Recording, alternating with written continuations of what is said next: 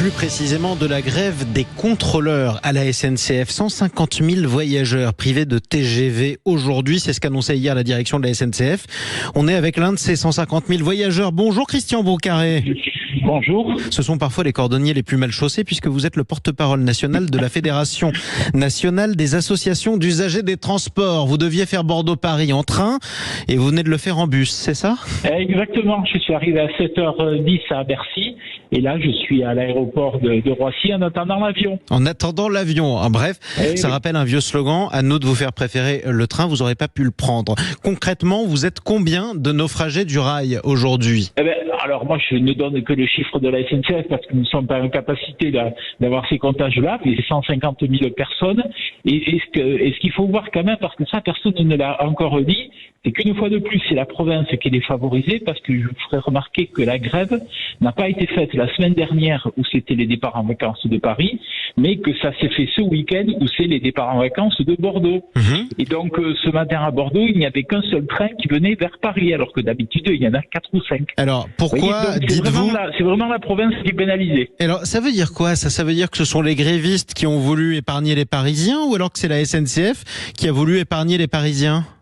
C'est de toute façon les grévistes qui ont voulu épargner les Parisiens, puisque de toute façon c'est eux qui déposent les préavis de grève, et s'ils avaient voulu faire grève le week-end dernier, ils auraient pu le faire sans difficulté, puisque un préavis de grève on le met entre telle date et telle date. Mais non, ils ont préféré peut-être défavoriser les gens de province. Une fois de plus, c'est les usagers de province qui trinquent. Et je peux vous dire que moi, ça fait une dizaine d'années que je suis le président de la FNOT pour la Nouvelle-Aquitaine à Bordeaux. Ouais. Je vais être porte-parole national, et j'ai jamais pris autant de coups de téléphone de gens qui étaient désespérés, alors des parents seuls, vous voyez, qui voulaient mettre l'enfant dans le train pour aller chez les grands-parents, tout ce qui peut, ou chez l'autre parent, et vraiment les gens étaient désespérés là, et c'est la première fois. Donc c'est une très mauvaise image de marque que donne la SNCF à ce moment-là, et moi je le regrette d'autant plus parce qu'il y a quand même d'autres professions à la SNCF, que ce soit les aiguilleurs, les gens qui sont sur le bord des voies, les gens qui travaillent, tous les gens qui travaillent en 3-8 ou qui travaillent dans des conditions un peu plus difficiles, parce que ça, vous êtes en train de dire que les contrôleurs sont pas les plus à plaindre et pourtant c'est eux qui sont en grève, c'est ça? Écoutez, je pense que vos auditeurs sont tout à fait capables de juger le travail d'un contrôleur, parce qu'on les voit, on voit souvent moins les gens qui travaillent la nuit le long des voies, on voit pas les gens qui sont dans les postes d'aiguillage, on voit pas les gens qui sont dans les centres de maintenance et qui maintiennent les trains pour assurer la sécurité, et tout ça, tous ces gens-là travaillent en 3-8. Et c'est vrai que je vais pas dire que c'est les gens, que c'est la catégorie la plus favorisée, mais c'est pas eux quand même qui ont le travail le plus difficile, parce que comparativement au conducteur qui est devant la rame et qui a une très grosse responsabilité et qui pendant 2 heures, 3 heures, 4 heures doit avoir une attention de tous les instants pour la sécurité des usagers, je pense pas que les contrôleurs ce soit aussi difficile. Alors des charges d'ailleurs, précisons-le malgré tout, parce que les incivilités augmentent un petit peu partout. Bien sûr. Il arrive souvent et plus souvent aux contrôleurs qu'aux autres de se faire insulter par des resquilleurs qui n'ont pas payé leur billet et qui refusent de le faire. Ça arrive aussi. Oui, mais je peux vous assurer que dans les gares où la sûreté générale, c'est-à-dire la police des chemins de fer, ils vivent pas des moments faciles. Moi, je le vois très souvent en gare Saint-Jean, et il y a souvent quand même, et c'est d'ailleurs, c'est par hasard si le sénateur Tabarot a durci la loi qui était passée il y a quelques années par Gilles Savary, parce que justement il y a une montée des éligibilités. Ça nous on le regrette amèrement. Évidemment.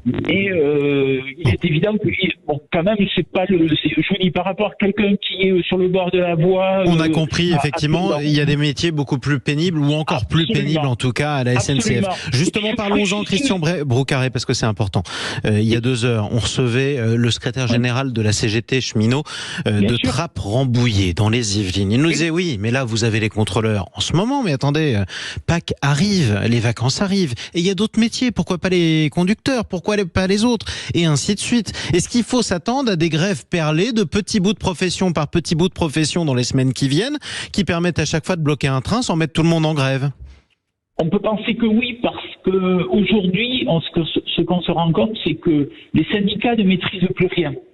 On l'a vu, la CGT entre autres s'est s'est raccroché à ce mouvement, qui a été quand même, il faut le dire, lancé par Sud, mais particulièrement, puisqu'on l'a déjà vécu il y a un an à la période de Noël, c'est quand même des grèves qui ont été faites par des collectifs un peu incontrôlés par les syndicats, et ça c'est très dommageable parce que entre autres, la direction de la SNCF ne sait pas trop vers qui se tourner. Et puis bon, est-ce qu'on doit favoriser une catégorie de personnel par rapport à une autre? Ça, c'est pas à nous de le dire. Effectivement. En tout cas, si je vous pose cette question qu'on a posée à nos auditeurs qui sont extrêmement partagés sur Twitter ce matin. Oui, tout à fait. À qui la faute? Je comprends. Est-ce la faute de la direction de la SNCF ou est-ce la faute des cheminots?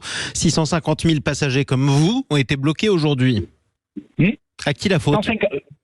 150 000. Et puis je ferai juste. À qui la faute, Christian Brocard? À qui la faute? Je pense pas que ce soit je pense qu'entre autres le président Faranou s'est quand même engagé à titre personnel. C'est pas tous les jours qu'on peut. Je pense pas que par le passé Guillaume Pépi allait à ce niveau de négociation. Et donc, surtout que donc à qui la faute?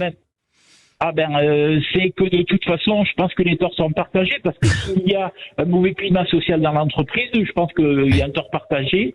Mais le moment n'est pas bien choisi et c'est l'image de la SNCF qui s'est beaucoup dégradée avec cette grève à ce moment-ci.